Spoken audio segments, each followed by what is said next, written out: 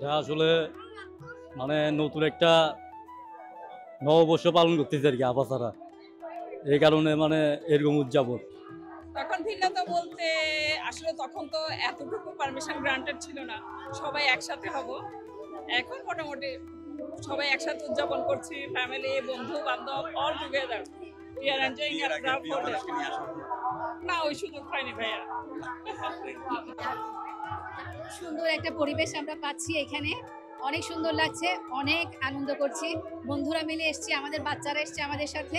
দারুণ একটা পরিবেশে আমরা আজকে নববর্ষ উদযাপন করলাম। সবাইকে নববর্ষের শুভেচ্ছা, 1432-এর শুভেচ্ছা সবার জন্য। মানে আপনারা বর্ষবরণ বলতে পারেন, নববর্ষ বলতে আপনারা কি বুঝেন?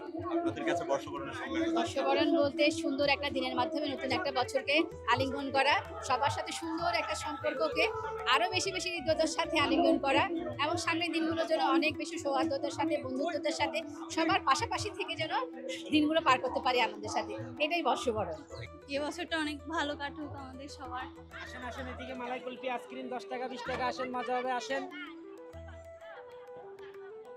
হাত বানাই আর হাতই বিক্রি করি, ছেলে পেলে নিলে অনেক আনন্দ পায়। বাংলা এবং বাঙালি জাতির যে ঐতিহ্য বাংলা নববর্ষ আমরা অত্যন্ত জাঁকজমকপূর্ণভাবে আমরা উপভোগ করছি। আমরা চাই আমাদের অতীতের যে সকল গ্লানি, দুঃখ, কষ্ট, অতীত জীবনে আমাদের যে গ্লানি ছিল আমরা সব মুছে যাব। বাংলাদেশে একটা নতুন পরিবেশে, নতুন রাজনৈতিক প্রেক্ষাপটে, একটা সামাজিক প্রেক্ষাপটে আজকে নতুন বছরকে আমরা স্বাগত জানাচ্ছি। গতকাল বর্ষ বিদায়ের অনুষ্ঠান হয়েছে, আজকেও যথারীতি চট্টগ্রামের যত প্রতিনিধিত্বশীল সংগঠন আছে, সাংস্কৃতিক সংগঠন, সবাই অংশগ্রহণ করছে, নৃত্য হচ্ছে, গান হচ্ছে, আবৃত্তি হচ্ছে।